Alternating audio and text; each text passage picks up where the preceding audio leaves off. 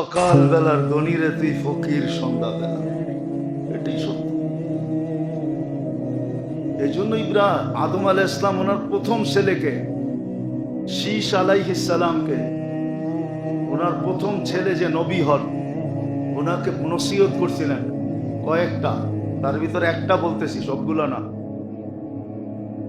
তো উনি বলছিলেন ছেলেকে, ছেলে যেই অবস্থায় যেখানেই থাকো এটাকে চিরস্থায়ী মনে করো না, অবস্থাটাকেও চিরস্থায়ী মনে করো না, অবস্থাটাকেও আর জায়গাটাকেও চিরস্থায়ী মনে করো না। এই দুটা ভুল কিন্তু আমার কাছ থেকে হয়ে গেছে। আমি জান্নাতকে চিরস্থায়ী মনে করছিলাম, যে মনে হয় এখান থেকে আর কোনোদিন বাহির হইতে হবে না, এইখানেই আমি চিরদিন থাকবো। এই ভুল কিন্তু আমার থেকে হয়েছে। আমি জান্নাতকে চিরস্থায়ী মনে করছি, জান্নাতের অবস্থানটাকেও চিরস্থায়ী মনে করছি, কিন্তু আমি চিরদিন থাকতে পারি না। বিধায় তোমাকে নসিহত করতেছি, চিরস্থায়ী মনে করবে না। সত্য এটাই। এই জন্যই সুযোগ আল্লাহ নিয়ে আসেন, এই জন্যই বলছেন কেনাউকা ক্বাবলা ফাকরিকা। এখন মাল আছে, কালকে নাও থাকতে পারে। এখন মাল আছে, কালকে নাও থাকতে পারে। বান্দাকে আল্লাহ ভালোবাসে বিদায় সর্ব ধরনের সুযোগই বান্দার দুয়ার পর্যন্ত আল্লাহ নিয়ে আসে। এটা একমাত্র ভালোবাসার পরিচয়। ভালো যদি না বাসতেন তাহলে সর্ব ধরনের সুযোগ বান্দার দুয়ার পর্যন্ত নিয়ে আসতেন। যে যাকে ভালোবাসে না তাকে কোনো সুযোগই দিতে চায় না। যাকে ভালোবাসে, পছন্দ করে, যার সাথে সম্পর্ক বেশি, সমস্ত সুযোগগুলা, সর্ব ধরনের সুযোগগুলা তার দুয়ার পর্যন্তই আসে। হ্যাঁ, কখনো দেখা যায় সে সুযোগকে কাজে লাগায়, আবার কখনো দেখা যায় লাগায় না। আবার এটাও সত্য, সুযোগ হাত থেকে চলে যাওয়ার পরে সুযোগ আবার কখনো আফসোসের কারণও হয়, যে সুযোগ তো আসছিল, কাজে তো লাগাইলাম না, আজকে লাগাইলে কতই না উপকৃত হইলাম। আল্লাহ ভালোবাসে বিদায় সর্ব ধরনের সুযোগ বান্দার কাছে নিয়ে আসে। আর এই নিয়ে আসার কারণটা হলো আল্লাহ বান্দাকে কাছে করতে চান, কাছে করতেও চান। দুনিয়ার সমস্ত বড় পদস্থ মানুষ সবাইকে কাছে করতে চায় না, এটা হলো দুনিয়ার সিস্টেম। দুনিয়ার যত বড় মানুষ আছে, উচ্চ পদস্থের মানুষ আছে, ওনারা সবাইকে কাছে করতে চান। ওনারা কাছে কাউকে করলো বাইছা বাইছা করেন, আবার এই বাছার ভিতরও তাকায় তাকায় দেখেন যে আমার স্বার্থ কতটুকু সিদ্ধি হবে, ওই হিসাবে কাছে করেন। কিন্তু আল্লাহ তো স্বার্থের ঊর্ধ্বে, আল্লাহ সবাইকে কাছে করতে চান। এরকম কোনো ব্যক্তি নাই, এরকম কোনো নারী নাই, পুরুষ নাই, যুবক নাই, বৃদ্ধ নাই, যাকে আল্লাহ কাছে না করতে চান। এই জন্য সবার কাছে আল্লাহ সুযোগ নিয়ে আসেন।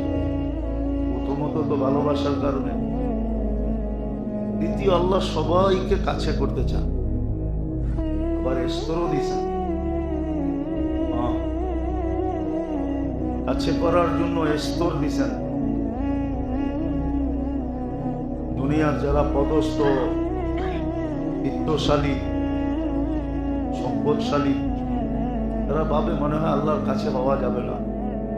না, এদের জন্য বিরাট বিরাট পদের ঘোষণা আছে, কাছে হওয়ার বিরাট বিরাট। এই হাদিস কেন আসতো যে নরম নরম বিছনায় যারা আল্লাহর জিকির করে, আল্লাহকে বসে স্মরণ করে, তাদেরকে উচ্চ উচ্চ মাকাম দেওয়া হয়। আল্লাহর কাছে প্রমোশনই আছে, ডিমোশন নাই, নিচে নামান না, বরং আরো উপরে উঠে দেয়। এই জন্যই তো ওমর রাদিয়াল্লাহু তাআলা আনহু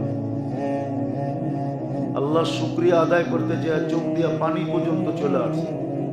আল্লাহর শুকরিয়া এত বড় মেহেরবানি। আমি বকরি চালাইতে পারতাম না, ডেলি একটা হারায় আসতাম, নাইলে আগে পিছে হইতো। খালা ডেলি আমার কান বলতো যে বকরিটা চালাইতে পারোস না, আর আমি এখন চাই মহাদেশ চালাই। আল্লাহ উপরে উঠায়, নিচে নামে না। আল্লাহর সিস্টেম। আল্লাহ বন্দার কাছে সুযোগ নিয়ে আসে, সর্ব ধরনের সুযোগ। যেমন বললে বলা যায় ইবাদতের, নৈকট্যের সর্ব ধরনের সুযোগ নিয়ে আসে। প্রথমটা তো হলো ভালোবাসার কারণে, যে আল্লাহ বন্দাকে অনেক ভালোবাসে। যে ভালোবাসার বর্ণনা দিয়ে শেষ করা যাবে না। কেন আল্লাহর ভালোবাসা, আল্লাহ যত বড় তার ভালোবাসাটাও এত বড়, ছোট না। দ্বিতীয়, আল্লাহ বন্দাকে কাছে করতে চান, সবাইকে কাছে করতে চান, গরিবকে, ধনীকে, শাসককে, শাসিতকে। কিন্তু অনেক সময় দেখা যায় আলী রাদিয়াল্লাহু তাআলা আনহুর কথাই সত্য হয়, মানুষ তার বিবেককে প্রাধান্যতা দেয়। একটা কথা মনে গাইতে রাখেন, মুসলমান যদি ইসলামকে, দ্বীনকে আকল দিয়া না বুঝতো, আকল, বিবেক, বুদ্ধি, বিদ্যা দিয়া যদি না বুঝতো, তুলনা না করতো, কম্পেয়ার না করতো,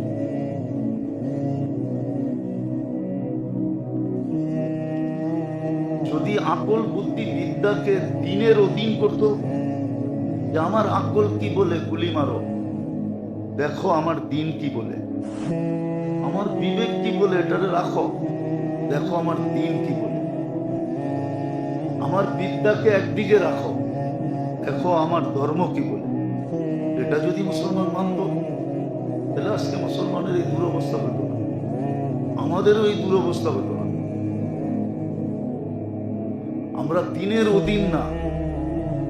এই জন্য আলী রাদিয়াল্লাহু তাআলা আনহু বলেছেন, মানি ইতামাদা আলা আকলি আল্লাহ,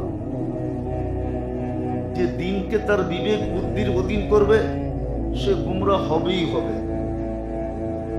মানি ইতামাদা আলা জাইহি দাল্লা,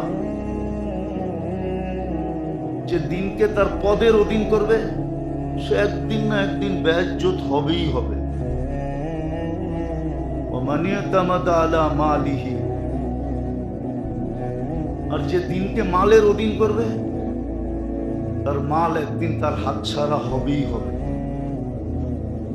মানি ইতামাদা আলাল্লাহ, সব কিছুকে দ্বীনের অধীন করবে, লা তাল্লা ওয়ালা দাল্লা ওয়ালা কাল্লা, সে কোনোদিন গুমরাহ হবে না, কোনোদিন লজ্জিত হবে না, কোনোদিন তার কমবে না। আল্লাহর থিওরি একটা, আমাদের থিওরি একটা। আল্লাহর থিওরি একটা। আল্লাহ থিওরি দিছেন যে তুমি দ্বীনের অধীন হয়ে যদি মাল খরচ করো, তাহলে মাল আমরা কমতে দিব না। ইতিহাস বলে, ইতিহাস, কোরআনও এটাই বলে। যেমন আমরা ভাবি লাখ টাকার থেকে 2,500 যাকাত দিলে এখন আর লাখ রইল না, কত হলো? 98,500, ঠিক না? 97,500, লাখ আর নাই, ঠিক না?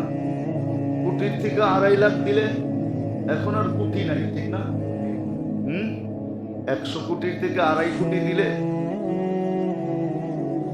এখন আর 100 কোটি নাই, ঠিক না? আমরা তো এটাই দেখি, ঠিক না? কি বলেন? এটা দেখি তো পিছে আসে 2,500, 2.5 লাখ, 2.5 কোটি। সে চোখে দেখে কমতেছে, আর আল্লাহর থিওরি হলো কমবে না। ওমান ইউকরিদিল্লাহ কারদান হাসানা ইউদাইফুহু, আল্লাহ বলে তুমি চোখে দেখতেছো কমতেছে, কিন্তু আমাদের থিওরি হলো আমাদের রেজুলেশন হলো, আমাদের গঠনতন্ত্র হলো, তোমারটা কমবে না। এই জন্য আব্দুর রহমান ইবনে আউফ রাদিয়াল্লাহু তাআলা আনহু অনেকবার মাল কমানোর জন্য সব সদকা করে দিয়েছেন। এই ব্যবসার ঝামেলা আর ভাল লাগে না, আর এই মালের ঝামেলা আর ভাল লাগে না, উনি সব সদকা করে দিয়েছেন। আল্লাহ রসুল বলছে, আব্দুর রহমান কমানের লেগে দিছ তো, কমবো না, আগামী বছর আরো দ্বিগুণ হইব। আর হইছেও ওনার দ্বিগুণ। উনি যখন চলে যান দুনিয়ার থেকে, তো 47 লক্ষ কোটি টাকা ওনার ক্যাশ ছিল। ক্যাশ টাকা ছিল, কমে নাই, কমবে না। তো যেটা বুঝাইতেছিলাম, আজকে তো আমরা দিনকে নিজের বিবেক বুদ্ধি বিদ্যার অধীন করে চালাইতেছি। আবার বলেও আল্লাহ একটা আকল দিছে না। আরে আল্লাহ আকল দিয়া তো বইলেও দিছে যে এটা কোন জায়গায় লাগাইবা, না বইলা দেয় নাই, বলছে সব জায়গায় লাগাও, কিন্তু দিনের অধীন রেখা লাগাও। দিনের অধীন, দিনকে তোমার আকলের অধীন করো না। তো যেটা বুঝাইতেছিলাম, ভালোবাসার কারণে আল্লাহ আমাদেরকে সুযোগ আমাদের কাছে আইনা দেয়। আরেকটা কারণ হলো আল্লাহ আমাদেরকে কাছে করার জন্য সুযোগগুলাকে আমাদের কাছে নিয়ে আসে। বদনী শারীরিক ইবাদতের যত সুযোগ আছে ওটাও নিয়ে আসেন। শারীরিক ইবাদত মানুষ কিছু শরীর দিয়া করে, এই সুযোগগুলো নিয়ে আসেন। আবার কিছু ইবাদত আছে মালি, ওটা মাল দিয়া করতে হয়, ওটাও আল্লাহ আমাদের কাছে নিয়ে আসেন। আর তৃতীয় আরেকটা আছে, সেটা হলো সময়গুলাকে মূল্যায়ন করার মাধ্যমে। আর সময়টাও আল্লাহ আমাদের কাছে ঘড়ির কাঁটা ঘুরায় নিয়ে আসেন। সূর্যের ডুবার উঠা নিয়ে আমাদের কাছে নিয়ে আসেন সময়ের সুযোগগুলা।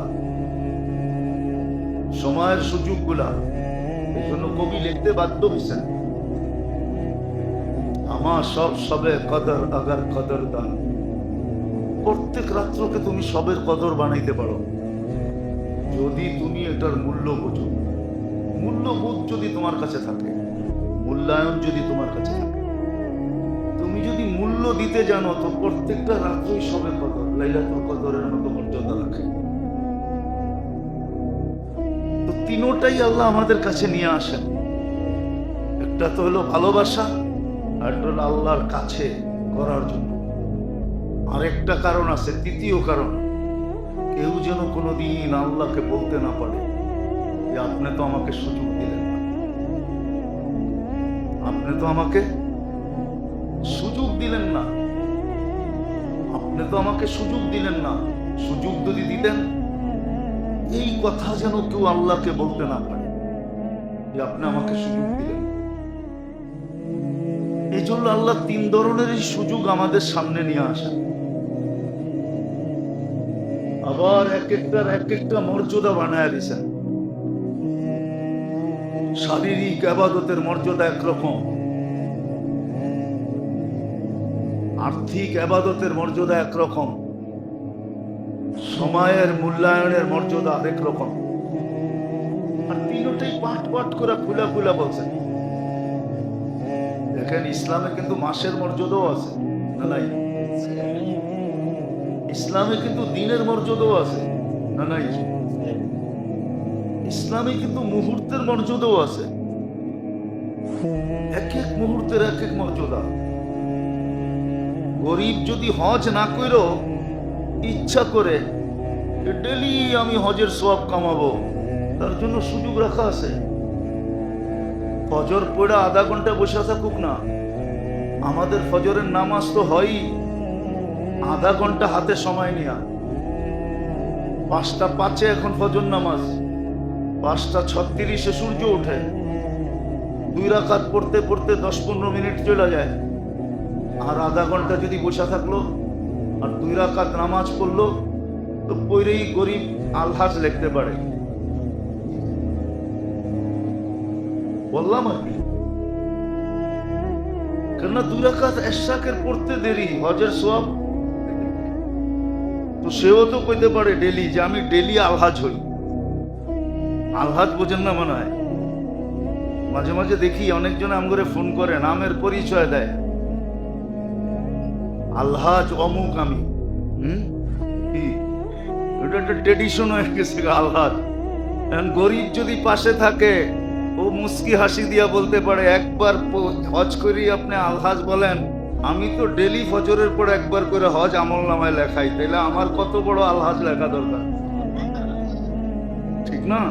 ও তো লেখা দরকার একবারে আল লেখা একটা লম্বা টান দিব, পৃষ্ঠার খাতার শেষে যায় লিখবো হজ, ঠিক না?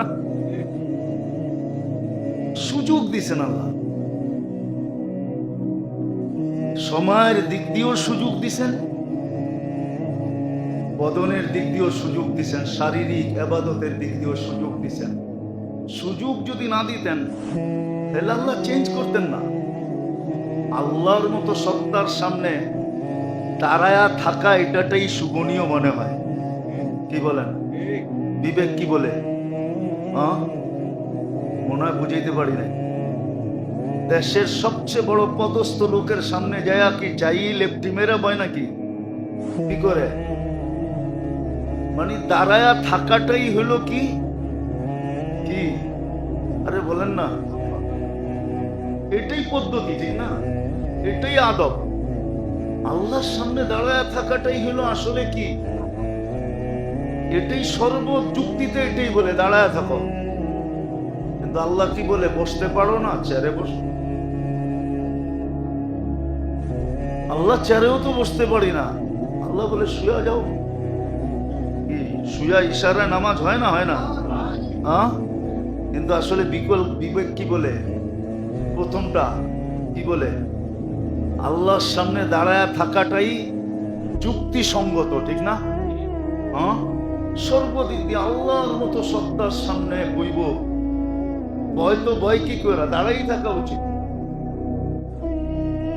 কিন্তু আল্লাহ বান্দাকে সুযোগ দিছে, না দাঁড়াইতে পারো না, বসো। আল্লাহ বসতে পারি না, শো। আল্লাহ রুকু সেজদা করতে পারি না, ইশারা করো, ইশারা করো, তুমি ইশারা করো। এটাই হইল আল্লাহর কাছে সবচেয়ে বড়। আল্লাহ সুযোগ দিছে বান্দার, শারীরিক ভাবে সুযোগ, শারীরিক ইবাদতের জন্য সুযোগ দিছে, যেটাকে ইবাদতে বদনি বলে। শারীরিক ইবাদতের সুযোগ শেষ মুহূর্ত পর্যন্ত দিছে। ইশারা যেটা, এটা শেষ মুহূর্ত। বলে এরপরে না পারলে অপেক্ষা করো, দেখো তুমি সুস্থ হওয়া পর্যন্ত অপেক্ষা করো। যদি সুস্থ হইলা তাহলে তুমি এটাকে রিপিট করলা, কাজা করলা। আর সুস্থ হইলা না তাহলে আমরাও লিখবো না, আমরা লিখবো না, বরং উল্টাটা লিখবো, তোমাকে সওয়াব দিব, সওয়াব। এটা কাজা লেখা হবে না। এরকম মালের দিক দিয়ে আল্লাহ সুযোগ নিয়ে আসেন, যাদেরকে সম্পদ দিচ্ছেন। অনেক সময় দেখা যায়, যেরকম হাদিস মনে উঠলো বলতেছি, গরিব মানুষের সবচেয়ে বেশি, বিপদগ্রস্ত মানুষের সবচেয়ে বড় অভিযোগ আল্লাহর উপরে, আমাদের উপরে বিপদ আনলেন কেন, আমাকে গরিব বানাইলেন কেন? যেমন বাংলায় গান আছে, কবিতা আছে, যে আমাকে গরিব বানাইলেন কেন, আর মক্কা মদিনা দূরে করলেন কেন? আমাকে যদি গরিব না বানাইতেন আর মক্কা মদিনা দূরে না করতেন, কাছে থাকতো, তাহলে রিক্সা দিয়ে যেতাম গা, নাইলে হাইটেই যেতাম, ঠিক না? আর যদি ধনী বানাইতেন তো টাকা দিয়ে যেতাম। কিন্তু আল্লাহ এই অভিযোগ ভুল। কেন? আল্লাহ 14 ভাবে মানুষকে হজের সওয়াব দেওয়ার জন্য তৈরি আছেন। কয়ভাবে? 14 প্রকার, 14 ভাবে হজের সওয়াব নেওয়া যায়। একটা করেন না, 14টা করছেন।